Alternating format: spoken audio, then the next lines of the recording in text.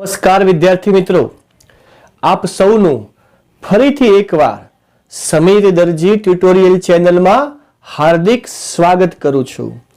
આપ સૌને આજના મારા સુપ્રભાતમ સાથે જય સ્વામિનારાયણ। તો ચાલો વિદ્યાર્થી મિત્રો, ચેપ્ટર નંબર 7 આપણે પૂરું કરી નાખ્યું છે। પી બ્લોક એલિમેન્ટ ચેપ્ટર નંબર 7 આપણે પૂરું કરી નાખેલું છે। હવે ચેપ્ટર નંબર 10 પણ આપણે પૂરું કરવા તરફ જઈ રહ્યા છીએ। Chapter number 10 haloalkane and haloarene, એની અંદર છેલ્લે આપણે કેન્દ્રાનુરાગી વિસ્થાપન પ્રક્રિયાની ચર્ચા કરી હતી। કયો મુદ્દો હતો? કેન્દ્રાનુરાગી વિસ્થાપન પ્રક્રિયા। ઓકે, તો કેન્દ્રાનુરાગી વિસ્થાપન પ્રક્રિયાની ચર્ચા આપણે એની અંદર એટલે કે હેલો જે આલ્કેન છે એ હેલો આલ્કેન ની રાસાયણિક પ્રક્રિયાઓ આ મુખ્ય મુદ્દો છે। એની અંદર આપણે કેન્દ્રાનુરાગી વિસ્થાપન પ્રક્રિયાની ચર્ચા કરી હતી। એના અંદર SN2 અને SN1 પ્રક્રિયાની ચર્ચાઓ કરી હતી। હવે એના પછીનો આગળનો મુદ્દો જે છે એ આપણે સમજવાનું છે। તો હવે આ કેન્દ્રાનુરાગી વિસ્થાપન પ્રક્રિયા એની અંદર અવકાશ રસાયણ વિશે આપણે અભ્યાસ કરવાનો છે।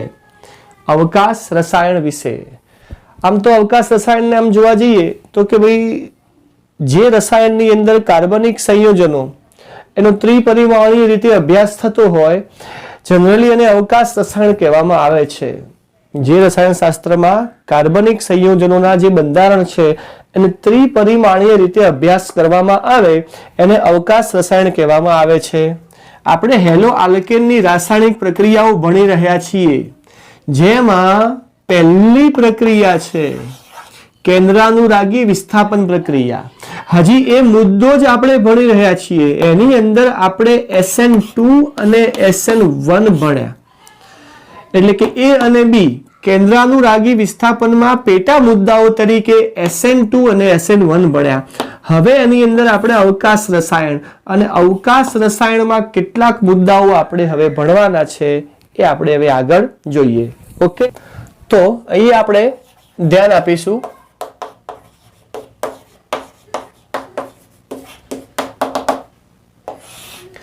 અવકાશ રસાયણ, તો અવકાશ રસાયણની અંદર આપણે કેટલા મુદ્દા ભણવાના થશે તો થોડાક આપણે હાઇલાઇટ કરી દઈએ આને। એક આવે છે પ્રકાશ ક્રિયાશીલતા, બીજું આવે છે કિરાલિટી, ત્રીજું છે ધારણ, વ્યુત્ક્રમણ, શબ્દ જરા જોઈ લેજો, વ્યુત્ક્રમણ, હા બરાબર છે, વ્યુત્ક્રમણ શબ્દ,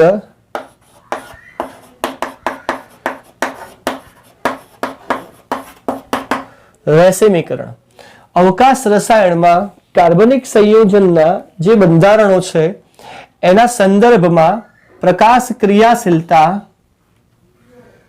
કિરાલિટી, ધારણ, વ્યુત્ક્રમણ, રેસિમીકરણ આટલા મુદ્દા ભણવાના છે। આજના લેક્ચરમાં આપણે આટલા મુદ્દા ભણીશું। ત્યારબાદ વિલોપન પ્રક્રિયા અને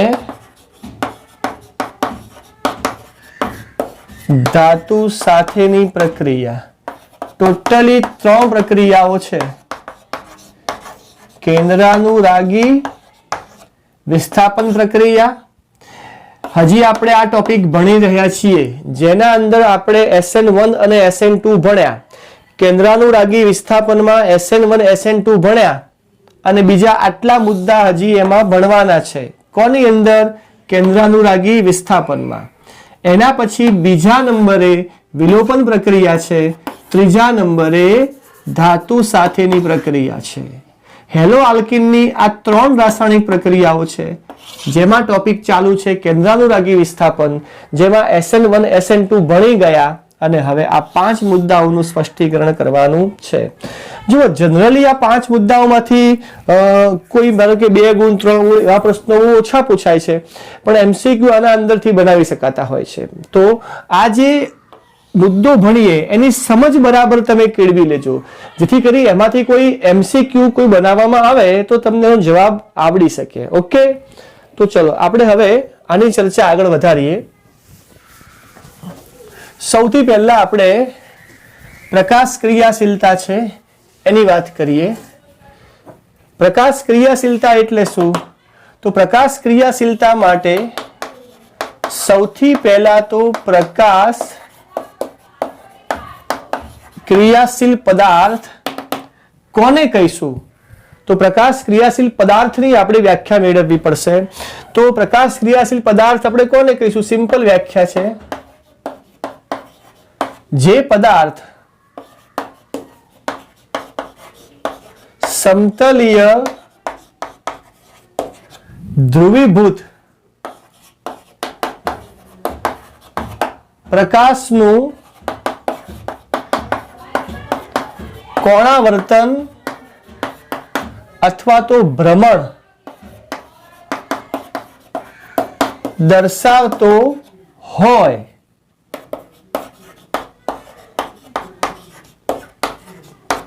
તેવા પદાર્થને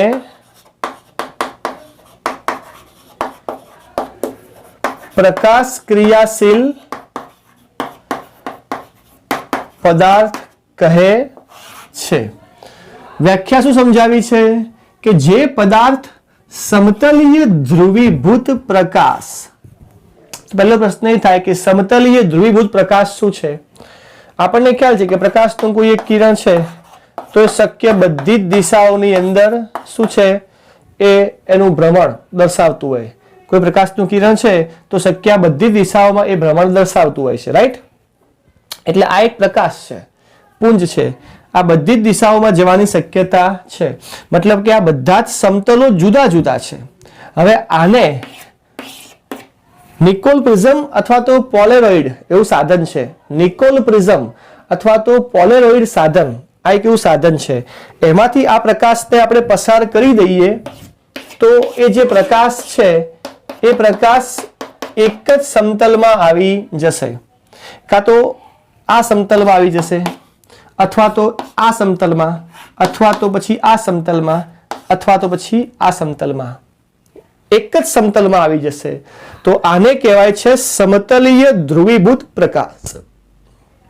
આ પ્રકાશના કિરણને નિકોલ પ્રિઝમ કે પોલેરોઇડ સાધનમાંથી પસાર કરીશું તો આપણને સમતલીય ધ્રુવીભૂત પ્રકાશ મળશે.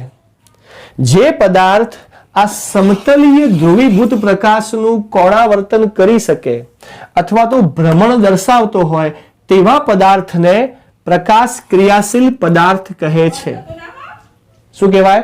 જે પદાર્થ સમતલીય ધ્રુવીભૂત પ્રકાશનું કોણાવર્તન કરવાની ક્ષમતા ધરાવતો હોય તેવા પદાર્થને પ્રકાશ ક્રિયાશીલ પદાર્થ કહે છે, રાઈટ? વ્યાખ્યા લખવી હોય તો વિડીયો પોઝ કરી લખી લેજો. હવે આ જે કોણાવર્તન અને ભ્રમણ છે તો એ કોના વડે માપી શકાય છે? તો લખીએ આપણે, કોણાવર્તન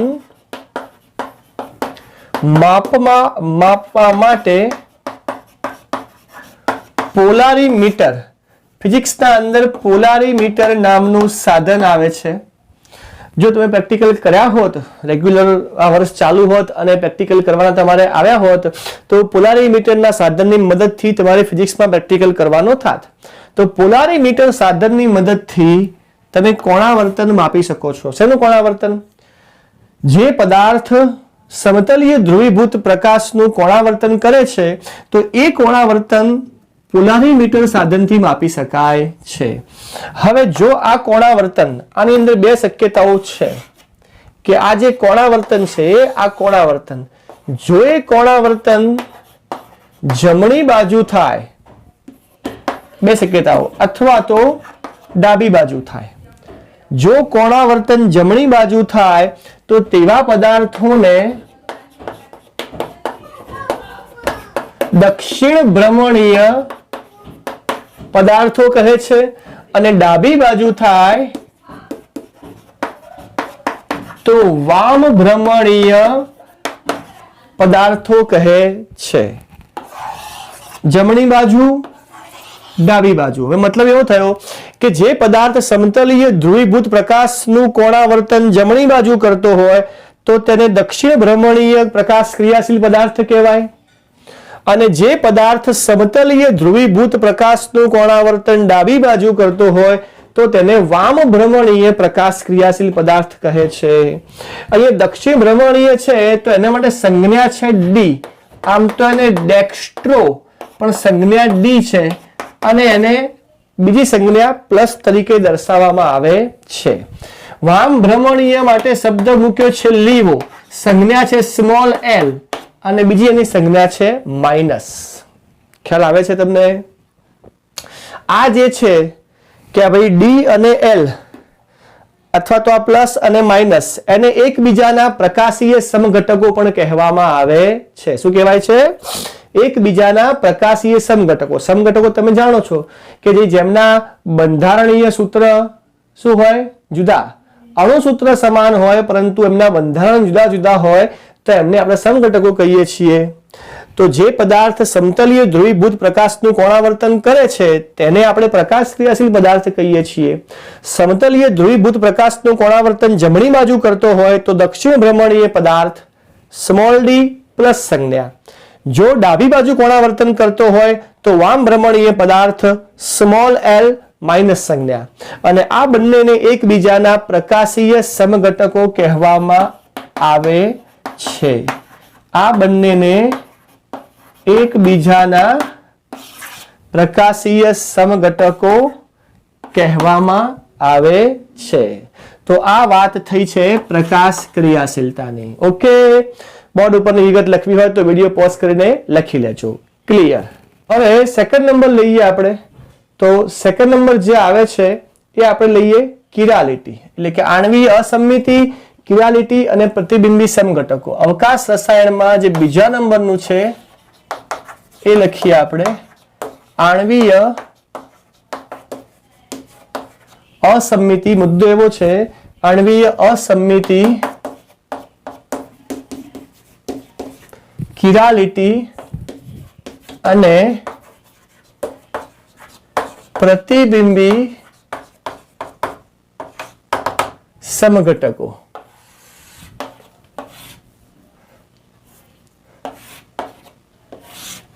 આણ્વીય અસંમિતિ, અસમમિતિ, કિરાલિટી અને પ્રતિબિંબી સમઘટકો.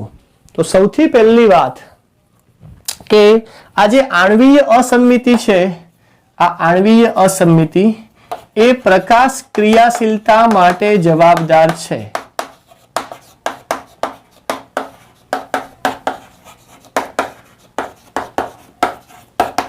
આ આણ્વીય અસંમિતિ એ પ્રકાશ ક્રિયાશીલતા માટે જવાબદાર છે. હવે પ્રકાશ ક્રિયાશીલ પદાર્થ એને ઓળખવો હોય તો પ્રકાશ ક્રિયાશીલ પદાર્થ માટે એવું કહેવાય છે કે તેમાં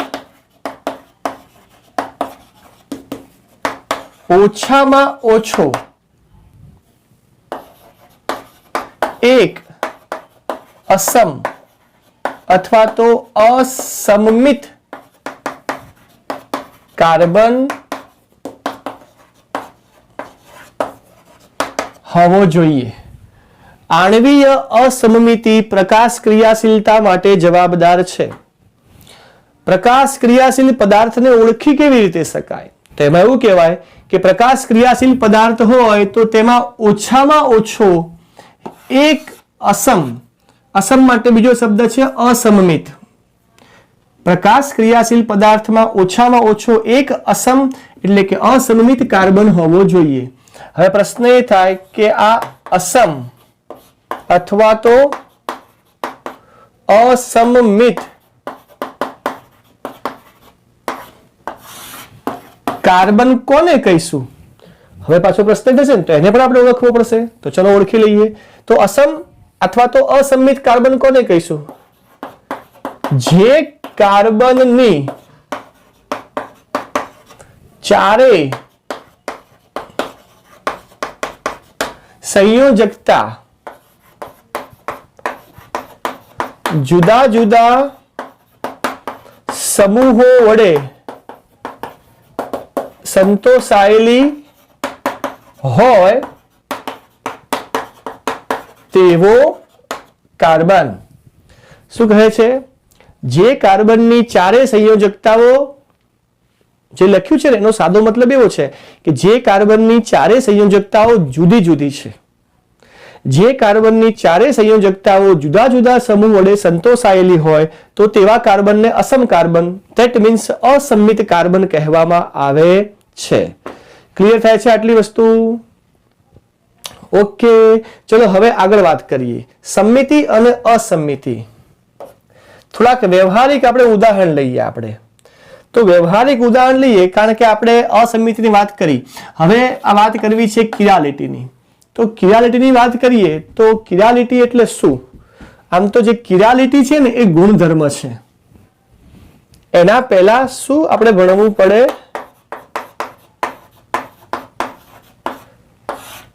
કિરાલ પદાર્થ. કે ભાઈ કિરાલ પદાર્થ કોને કહેવાય? તો વ્યવહારિક ઉદાહરણમાં એવું કહેવાય છે કે જે પદાર્થ પોતાના પ્રતિબિંબ ઉપર, જે પદાર્થ પોતાના પ્રતિબિંબ ઉપર અધ્યારોપિત ન થઈ શકતા હોય, વ્યાખ્યા એવી આપી છે કે જે પદાર્થ અથવા જે વસ્તુ પોતાના પ્રતિબિંબ ઉપર અધ્યારોપિત થઈ શકતા નથી તેને કિરાલ પદાર્થો કહે છે. જો વ્યાખ્યા હું લખું છું કે જે પદાર્થ પોતાના પ્રતિબિંબ પર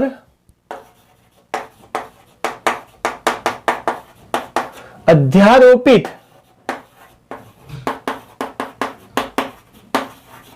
થઈ શકતા નથી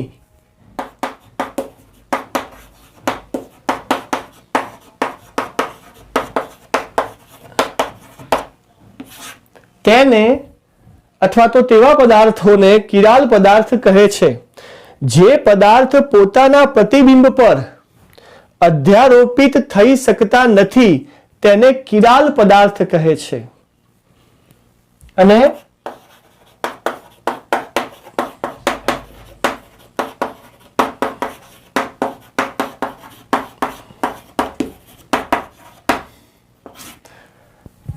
આ જે કિરાલ પદાર્થ છે ને કે ભાઈ જે પદાર્થ પોતાના પ્રતિબિંબ પર અધ્યારોપિત થઈ શકતા નથી તેને કિરાલ પદાર્થ કહે છે.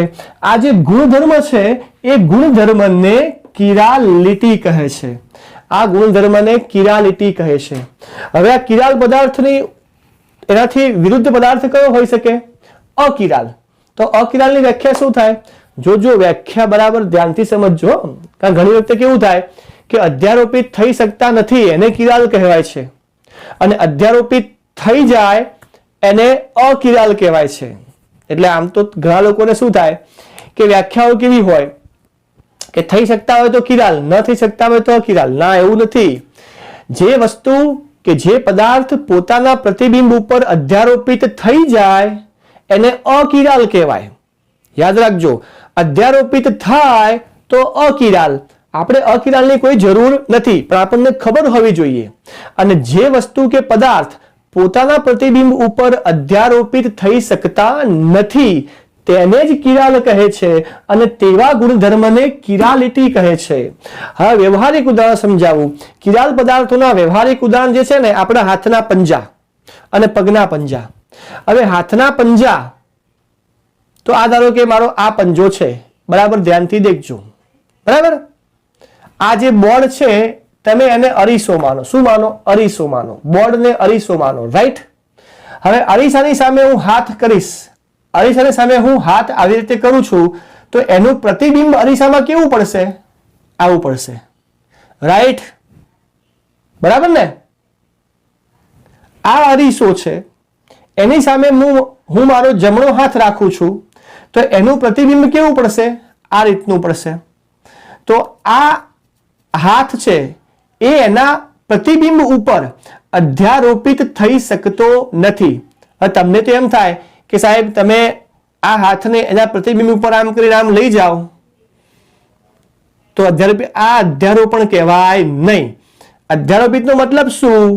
આ હાથનું પ્રતિબિંબ આ પ્રમાણે પડે છે તો આ હાથ આમ લઈ જવું પડે. હવે તમે જુઓ, આ અધ્યારોપણ થયું, આ બંધ બેસતું આવે છે, નથી આવતું, એટલે આ અધ્યારોપણ થયું કહેવાય નહીં. એટલે હાથના પંજા એ શું છે? કિરાલ છે. એ જ રીતે પગના પંજા પણ શું છે? કિરાલ છે. અકિરાલ પદાર્થો પણ હોય છે. ચમચીને તમે લઈ લો, ચમચીનું પ્રતિબિંબ તમે પાડશો ને તો ચમચી પોતાના પ્રતિબિંબ ઉપર અધ્યારોપિત થઈ જશે, તો એ કેવો છે? અકિરાલ છે.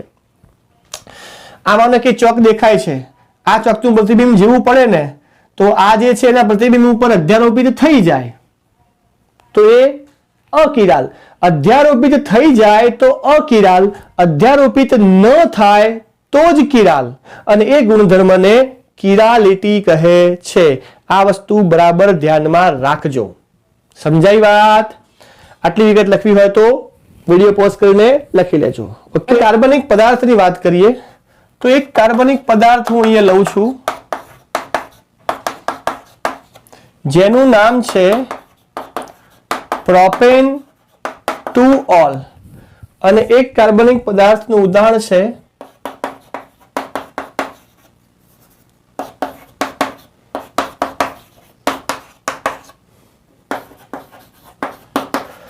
Butane to all. તો આમાંથી આપણે ઓળખવો છે કે પ્રકાશ ક્રિયાશીલ પદાર્થ કયો છે.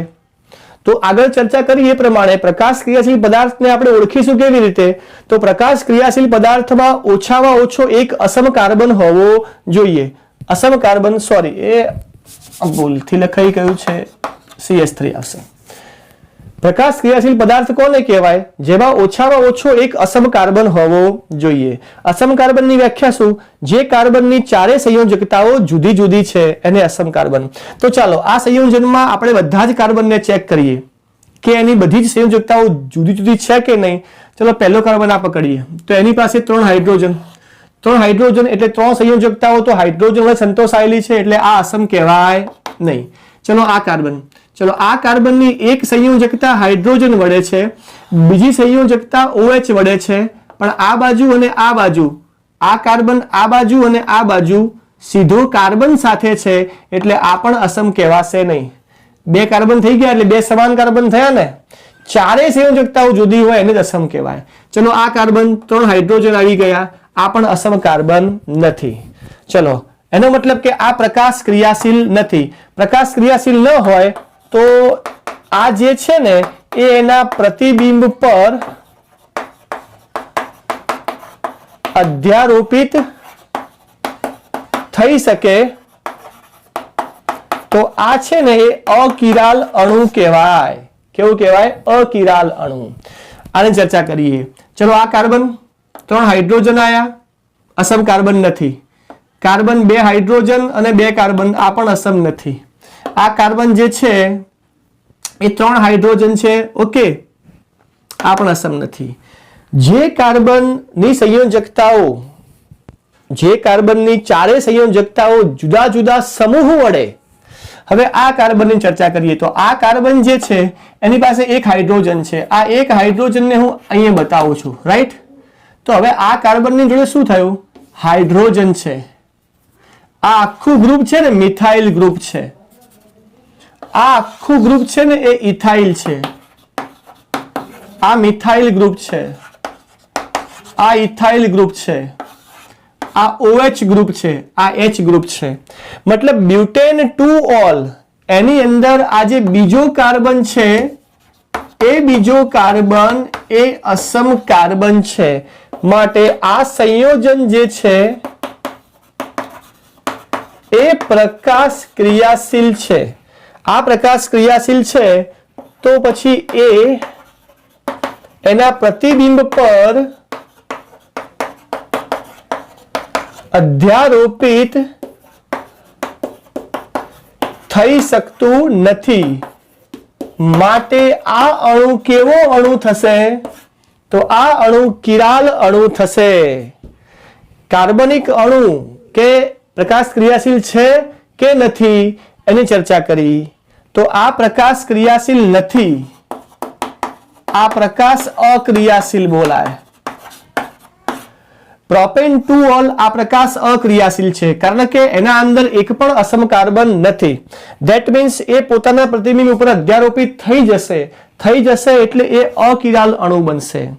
બ્યુટેન 2 ઓલમાં એક કાર્બન અસમ કાર્બન છે માટે તે પ્રકાશ ક્રિયાશીલ છે, માટે એના પ્રતિબિંબ ઉપર અધ્યારોપિત થઈ શકતું નથી, માટે એ કાર્બનિક અણુ કિરાલ અણુ છે.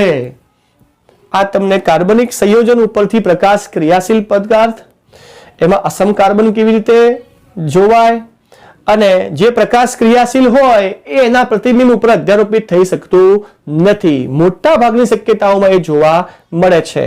તો એક આ ચર્ચા થઈ ગઈ. તો આ બંને પણ તમે ઉદાહરણ લખી લેજો, નીચેની વિગત પણ લખી લેજો. Okay, clear. હવે એના પછી જે આગળનો મુદ્દો છે તો આગળના મુદ્દા ઉપર જઈએ. તો આગળના મુદ્દામાં જોઈએ કે હવે અહીંયા વાત કરીને આપણે કે જેમના પ્રતિબિંબ પરસ્પર અધ્યારોપિત ન થઈ શકતા હોય તેવા જે અવકાશી સમઘટકો છે એને પ્રતિબિંબી સમઘટકો કહે છે. આગળનો મુદ્દો એવો છે કે જેમના શું કહે છે કે જેમના પ્રતિબિંબ પરસ્પર એકબીજા પર અધ્યારોપિત ન થઈ શકતા હોય તેમને પ્રતિબિંબી સમઘટકો કહે છે. પ્રતિબિંબી સમઘટકોની વ્યાખ્યા લખી લેજો. હવે આપણે જો બે પ્રતિબિંબી સમઘટકોનું સરખું પ્રમાણ લઈએ, બે પ્રતિબિંબી સમઘટકોના એનું સરખું પ્રમાણ લઈએ એટલે સરખા પ્રમાણનું મિશ્રણ લઈએ. બે પ્રતિબિંબી સમઘટકોના સરખા પ્રમાણવાળું મિશ્રણ લઈએ તો એ સરખા પ્રમાણવાળા મિશ્રણનું જે કોણાવર્તન છે અથવા પ્રકાશીય ભ્રમણ છે તો એ મિશ્રણનું પ્રકાશીય ભ્રમણ છે એ શૂન્ય થાય. સમજાય છે વાત? જેમના પ્રતિબિંબ પરસ્પર એકબીજા ઉપર અધ્યારોપિત થઈ શકતા નથી તેમને એકબીજાના પ્રતિબિંબી સમઘટકો કહે છે. હવે આપણે બે પ્રતિબિંબી સમઘટકોનું સરખું પ્રમાણ લઈએ. ધારો કે એક માનો કે D+ છે અને એક માનો કે L- છે. આ બંનેનું સરખું પ્રમાણ લઈએ 50% અને 50% અને એ આપણે મિશ્રણ બનાવીએ. સપોઝ કે આનું આપણે મિશ્રણ બનાવીએ તો એ મિશ્રણનું જે પ્રકાશીય ભ્રમણ છે, આ મિશ્રણ નું જે પ્રકાશીય ભ્રમણ છે એ શૂન્ય થાય કારણ કે એક છે બીજાની અસર નાબૂદ કરશે, એક છે બીજાની અસર નાબૂદ કરશે એટલે એ મિશ્રણનું જે પ્રકાશીય ભ્રમણ છે ને એ કેવું થશે? શૂન્ય થશે.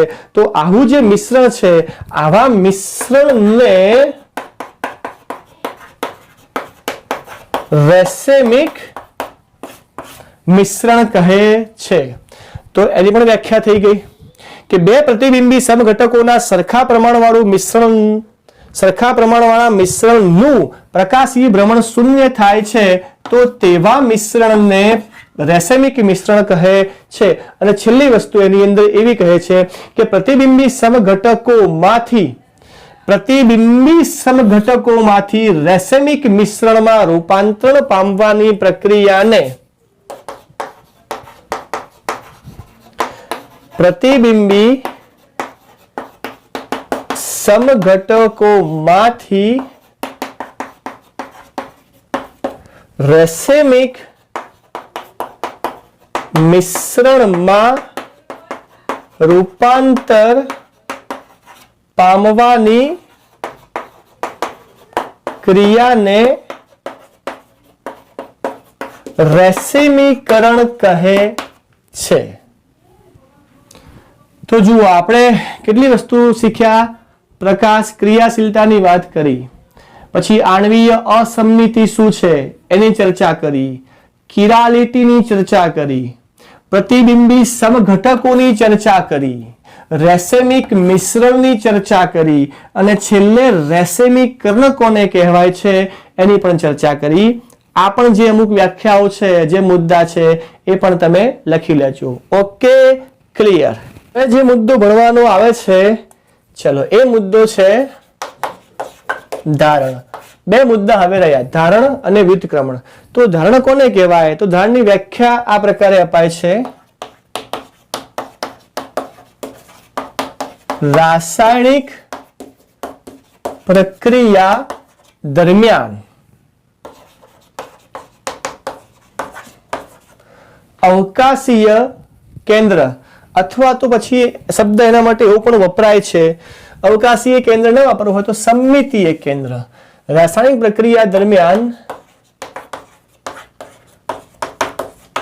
સમમિતિ કેન્દ્ર, બરાબર છે, સમમિતિ કેન્દ્ર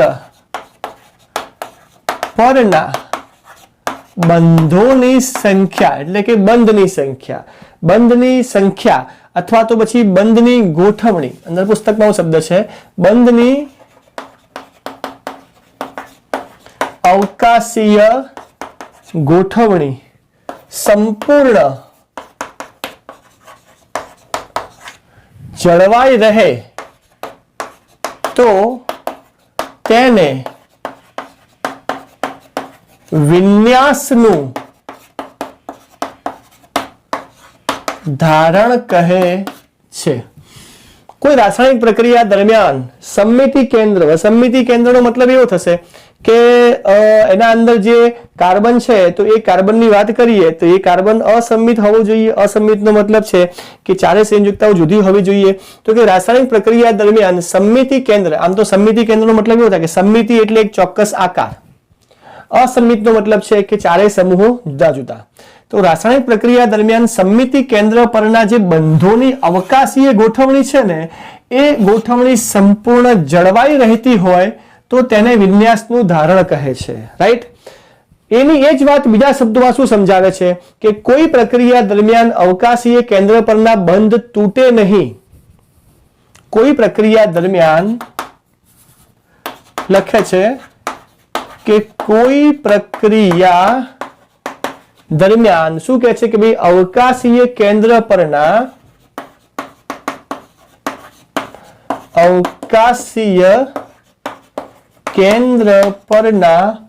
બંધ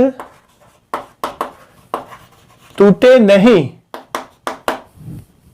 તો અવકાશી કેન્દ્ર પરના બંધ તૂટે નહીં તો નિપજની જે અવકાશી ગોઠવણી છે બંધ તૂટે નહીં તો નિપજની અવકાશીય ગોઠવણી પ્રક્રિયક જેવી જ રહે છે.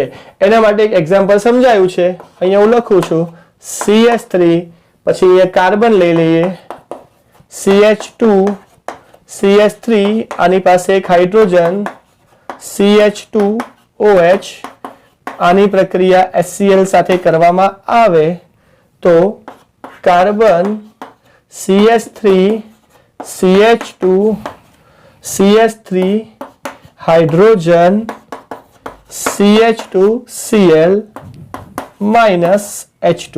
જોઈ શકો છો કે Cl જે છે એ OH નું વિસ્થાપન કરે છે અને OH હાઇડ્રોજન પાસે છૂટો પડશે પાણી સ્વરૂપે, એટલે OH ના સ્થાને Cl આવે છે.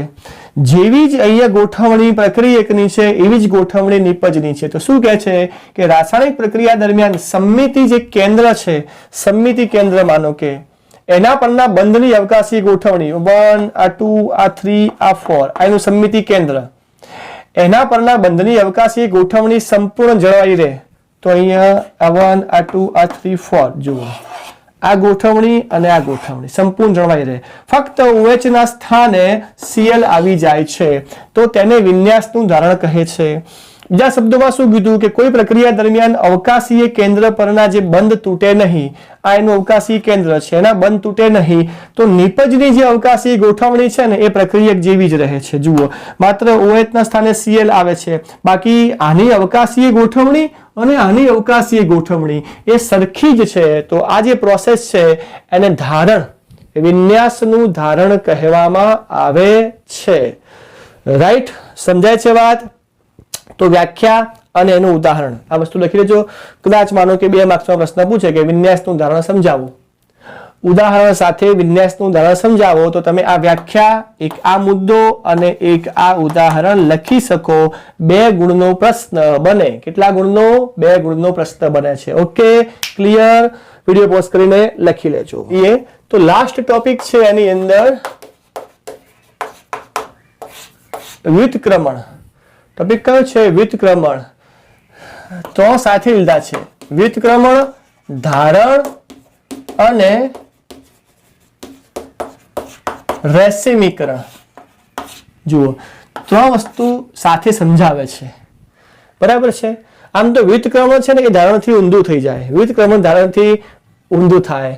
હવે એમાં એવું કહે છે કે અસંમિત કાર્બનને સીધો જોડાયેલ બંધ તૂટે,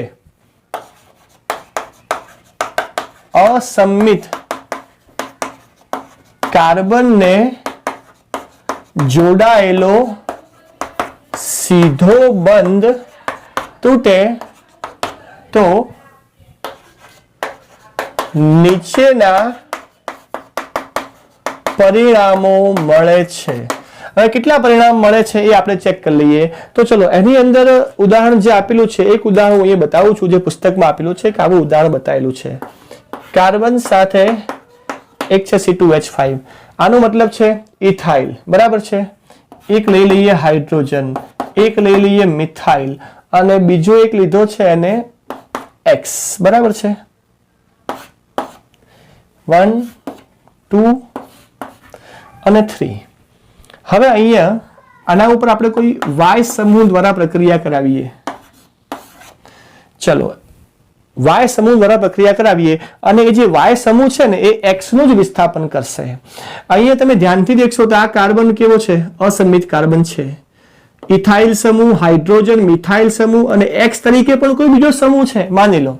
તો જે અસંમિત કાર્બન છે, અસંમિત કાર્બન એટલે કે અસંમિત કાર્બન, એને જોડાયેલો સીધો બંધ તૂટે એટલે કાં તો આપણે આ X નું વિસ્થાપન Y વડે કરાવવું છે એટલે આ બંધ સીધો તૂટે તો શક્ય પરિણામ કેટલા? તો એક પરિણામ આ પ્રકારનું મળશે. તો જુઓ, અહીંયા કાર્બન છે, C2H5 એમનો એમ રહે, H પણ એમનો એમ રહે, CH3 પણ એમનો એમ રહે અને X ના સ્થાને Y આવી જાય. જો આની અંદરથી આ પરિણામ મળે તો આગળ જોઈ ગયા. આને શું કહેવાય? આને ધારણ કહેવાય. અવકાશી ગોઠવણી, પ્રક્રિયકની જેવી ને જેવી અવકાશી ગોઠવણી છે એવી ને એવી અવકાશી ગોઠવણી નિપજની છે તો એને ધારણ કહીશું. રાઈટ? પરંતુ હવે બીજી એક શક્યતા આવી છે. C2H5 તો એમનો એમ રહે છે. બરાબર છે? H CH3 ના સ્થાન બદલી જાય અને Y અહીંયા આવી જાય. તો આ જે મળ્યું છે ને એ છે વ્યુત્ક્રમણ. પ્રક્રિયકની અવકાશીય ગોઠવણીથી નિપજની અવકાશીય ગોઠવણી બદલાઈ ગઈ, ઇન્વર્ઝન થયું કહેવાય. શું કહેવાય? ઇન્વર્ઝન. C2H5 તો એમના એમ છે, આ હાઇડ્રોજન અને CH3 ના સ્થાનો બદલાઈ ગયા અને X નું સ્થાન Y લીધું પણ એ પણ બદલાઈ ગયું. તો આ વ્યુત્ક્રમણ છે. અને એક શક્યતા હજી એવી છે કે આ બંનેનું 50-50% મિશ્રણ મળે. શું મળે? આ બંનેનું 50-50% મિશ્રણ મળે તો એ મિશ્રણને રેસેમિક મિશ્રણ કહે છે. ક્લિયર થાય છે વાત? તો વ્યુત્ક્રમણ, ધારણ અને રેસેમીકરણ મીન્સ કે રેસેમિક મિશ્રણ મળ્યું. 2 સમઘટકો થયા. એ 2 સમઘટકોમાંથી જે મિશ્રણ બન્યું રેસેમિક મિશ્રણ, એ પ્રક્રિયાને રેસીમીકરણ કહે છે. આગળ જોઈ ગયા ને કે 2 પ્રતિબિંબી સમઘટકો છે એમાંથી રેસેમિક મિશ્રણ બનવાની જે પ્રક્રિયા છે એને રેસીમીકરણ કહેવામાં આવે છે. તો આ 3 વસ્તુ સાથે થઈ. હવે આની અસર આપણે ઉદાહરણ વડે સમજવી હોય કે સપોઝ કે વ્યુત્ક્રમણ છે અને માનો કે રેસેમિક મિશ્રણ છે, ધારણની વાત તો આગળ જોઈ ગયા, પણ મુખ્ય વ્યુત્ક્રમણ અને રેસેમિક મિશ્રણ એને આપણે ઉદાહરણે સમજવા હોય તો આપણે SN1 અને SN2 પ્રક્રિયાનું પુનઃ અવલોકન કરીએ. SN1 અને SN2 પ્રક્રિયાનું આપણે પુનઃ અવલોકન કરીએ તો એ અવલોકન કરતા તમને વ્યુત્ક્રમણ અને રેસેમિક મિશ્રણ આ બંને વાત સમજાઈ જશે. આટલી વિગત વિડીયો પોઝ કરીને લખી લેજો. ઓકે, SN1 ને SN2. તો SN2 જે છે એનું જે મિકેનિઝમ છે એ આ રીતે હતું.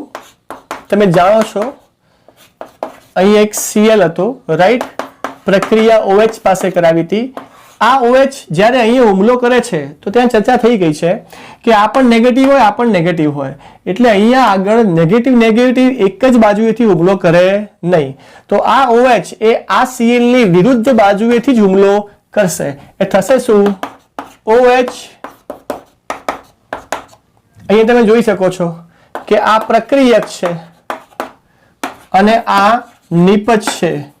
તો નિપજની અવકાશીય ગોઠવણી શું થઈ ગઈ? બદલાઈ ગઈ. આને ઇન્વર્ઝન કહેવાય. એટલે એક પ્રકારે આ શું છે? વ્યુત્ક્રમણ છે. આ થયું વ્યુત્ક્રમણ થયું છે આ, રાઈટ?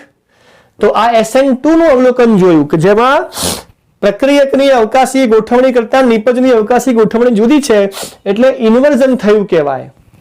હવે ચર્ચા કરીએ આપણે SN1 ની. SN2 એક જ તબક્કામાં હતી, SN1 બે તબક્કામાં છે.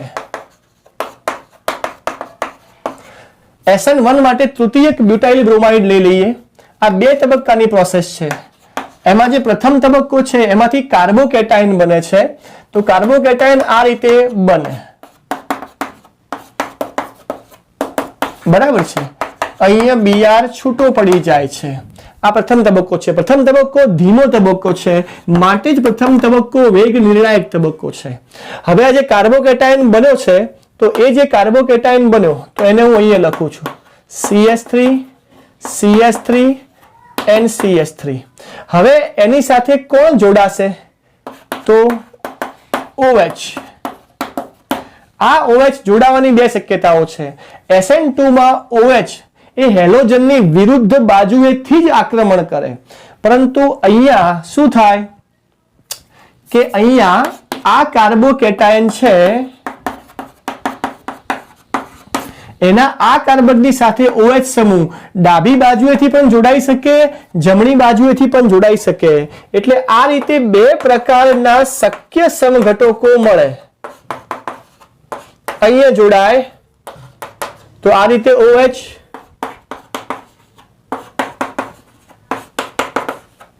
અને અહીંયા જોડાય તો આ રીતે OH. તો આ બે સમઘટકો મળ્યા. આ જે મળ્યું છે બે સમઘટકોનું મિશ્રણ એ છે રેસેમિક મિશ્રણ. તો આ SN1 પ્રક્રિયાનું અવલોકન છે. ખ્યાલ આવે છે તમને?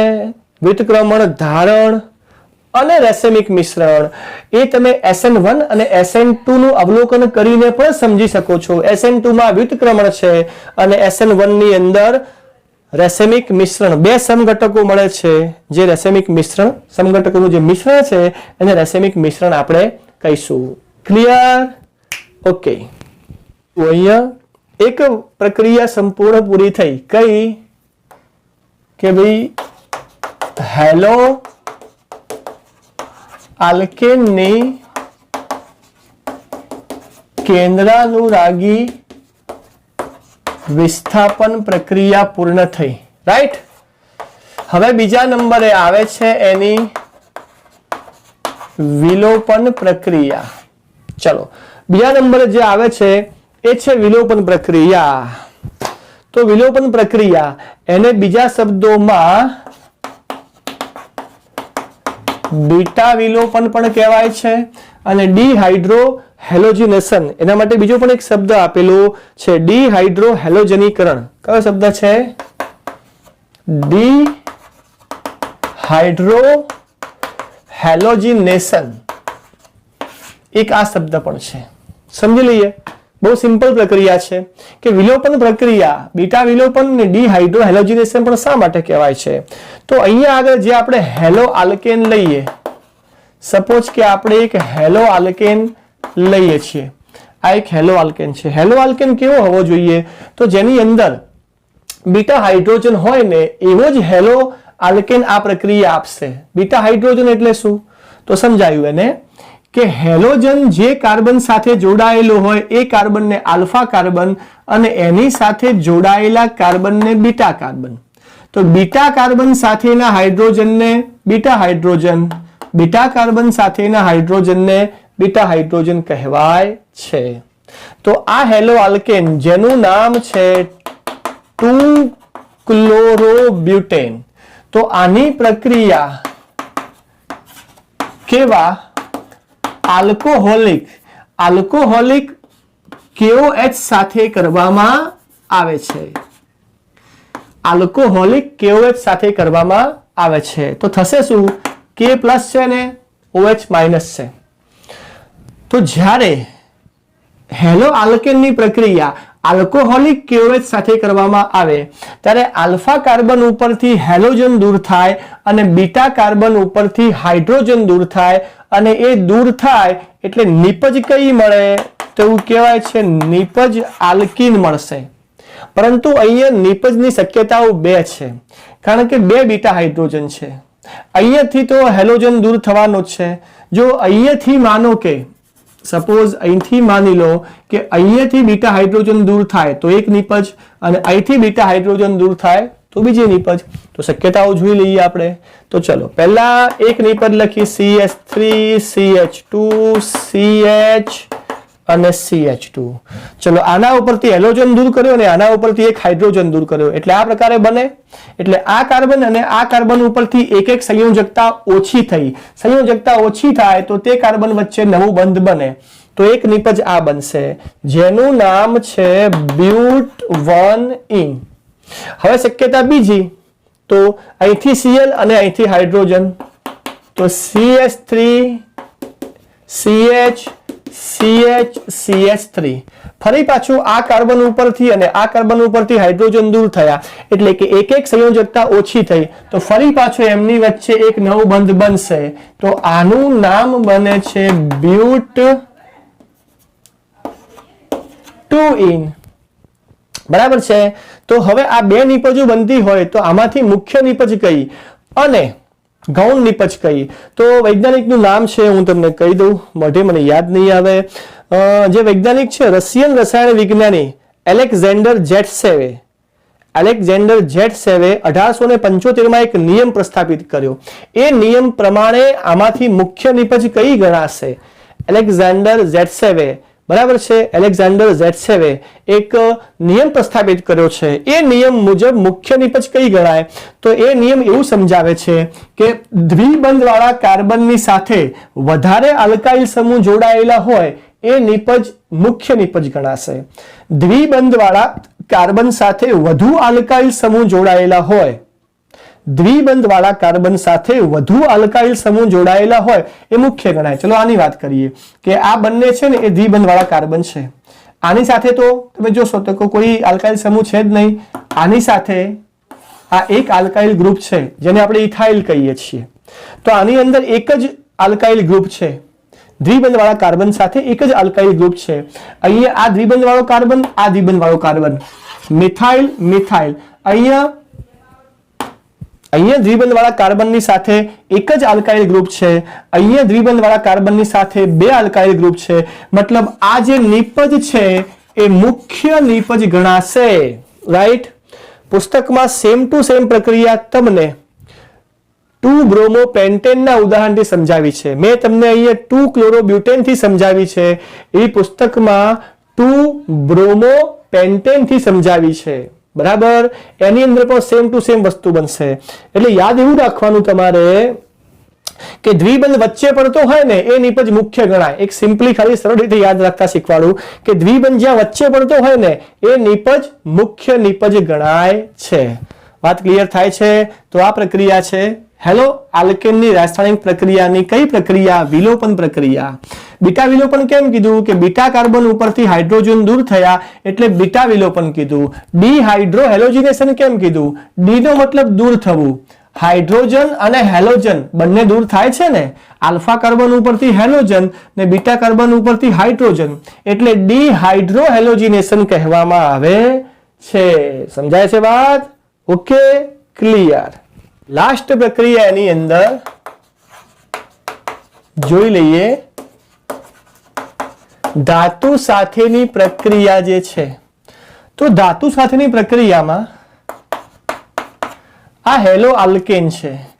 આ હેલો આલ્કેનની પ્રક્રિયા ધાતુ સાથે કરાવવામાં આવી. કોના સાથે? હેલો આલ્કેનની પ્રક્રિયા ધાતુ. એમાં એક ફિક્સ ધાતુ લીધી, મેગ્નેશિયમ ધાતુ.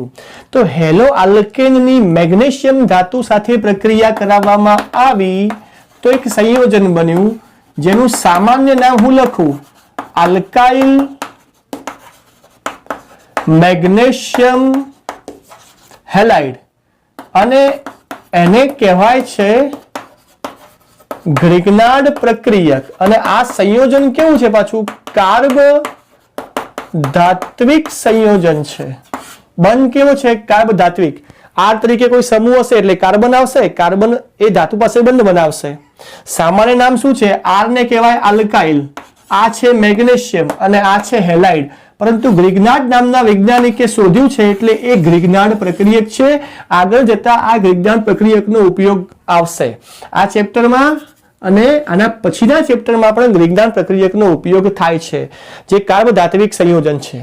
હવે આ જે આપણને ગ્રિગ્નાર્ડ પ્રક્રિયક મળ્યો છે, આ ગ્રિગ્નાર્ડ પ્રક્રિયક જો આનું જલ વિભાજન કરવામાં આવે તો એમાંથી શું મળે ખબર છે? આલ્કેન. શું મળે? આલ્કેન. કેવી રીતે આલ્કેન મળે?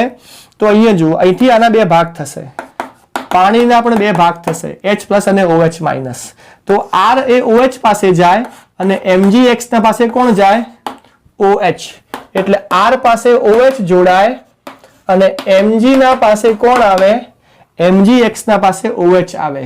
એટલે RH એ કોણ છે? RH એ આલ્કેન છે. હવે તમે R અને X તરીકે કોઈ પણ અન્ય મૂકી દો, R તરીકે કોઈ સમૂહ મૂકી દો, CH3CH2Cl, બરાબર છે. તો અહીંયા શું મળશે? CH3CH2MgCl, right. અને અહીંયા આગળ તમે લખો CH3CH2MgCl, અહીંયા પાણી. એટલે આટલી વસ્તુમાં હાઇડ્રોજન ઉમેરાય તો શું બનશે? CH3CH3 અને પેલું શું બનશે? MgOHCl. એટલે આ શું બન્યું? ઇથેન. આલ્કેન બન્યો ને, તો આલ્કેનની બનાવટ છે. તો એક આ ધાતુ સાથેની પ્રક્રિયા છે, પણ પહેલા આની અંદર તમારે ગ્રિગ્નાર્ડ પ્રક્રિયક બનાવવું પડે, પછી ગ્રિગ્નાર્ડ પ્રક્રિયકનું જલ વિભાજન કરો ત્યારે તમને આલ્કેન બને છે. હવે આમાં એક લાસ્ટ છેલ્લી પ્રક્રિયા છે, એ બી જોઈ લઈએ, બરાબર છે. પ્રક્રિયા છે નાની વુડ્સ પ્રક્રિયા છે. હવે એ પ્રક્રિયા છે કે હેલો આલ્કેન એની સોડિયમ ધાતુ સાથે શુષ્ક ઈથરમાં પ્રક્રિયા કરવામાં આવે. કયો છે? શુષ્ક ઈથર. રાઈટ, બરાબર છે. હેલો આલ્કેન સોડિયમ ધાતુ સાથેની શુષ્ક ઈથરની પ્રક્રિયા, એટલે કે શુષ્ક ઈથરમાં સોડિયમ ધાતુ છે ને એની પ્રક્રિયા હેલો આલ્કેન સાથે કરવામાં આવે તો શું બનશે? તો અહીંયા માનો કે જેટલા કાર્બન હોય, અહીંયા જેટલા કાર્બન હોય એના કરતા બમણા કાર્બન વાળો આલ્કેન બનશે. એટલે જો આ બે હેલોજન છે ને એ બે સોડિયમ પાસે જતો રહે, એટલે વધ્યું શું? બે R વધ્યા, R અને છૂટું શું પડ્યું? 2NaX. ઉદાહરણ સમજાવું તમને. CH3CH3Cl, બરાબર છે. 2 સોડિયમ છે, આ શુષ્ક ઈથર છે. તો 2 ક્લોરીન. હાલ આ હેલો આલ્કેન છે, એમાં કાર્બન કેટલા? 1 અને 2. અણુ ભલે 2 લીધા છે પણ કાર્બન 1 અને 2 છે ને, તો આમાં જેટલા કાર્બન છે એના બમણા કાર્બન વાળું આલ્કેન બનશે. તો 2 ક્લોરીન ક્યાં જવાના? 2 સોડિયમ પાસે જવાના. એટલે અહીંયા -2NaCl લખો. અહીંયા માઇનસ તરીકે બી લખી શકાય અથવા બાજુમાં પ્લસ તરીકે લખી શકાય. બાય પ્રોડક્ટ એ એરોની નીચે માઇનસ તરીકે લખાય અથવા મુખ્ય નિપજની બાજુમાં પ્લસ તરીકે લખાય. બેમાંથી ગમે તે એક જ જગ્યાએ લખાય, બે જગ્યાએ લખાય નહીં. હવે શું વધ્યું? CH3 કેટલી વખત વધ્યા? બે વખત વધ્યા. તો શું આવશે? CH3 CH2 છે, આ ભૂલ CH2 છે. તો CH3 CH2 કેટલી વખત વધ્યા? બે વખત વધ્યા. તો CH3 CH2 CH2 શું બની ગયો? બ્યુટેન બની ગયો. તો આ વુડ્સ પ્રક્રિયાની સામાન્ય પ્રક્રિયા છે અને આ એનું ઉદાહરણ છે. તો હેલો આલ્કેનની સંપૂર્ણ રાસાયણિક પ્રક્રિયાઓ પૂરી કરી. હવે આવશે હેલો એરિનની રાસાયણિક પ્રક્રિયાઓ. તો વિડીયો પૂરેપૂરો જોજો તો જ તમને ખબર પડશે. ઓકે વિદ્યાર્થી મિત્રો, તો ચાલો આજના આપ સૌને મારા ફરીથી એકવાર જય સ્વામિનારાયણ.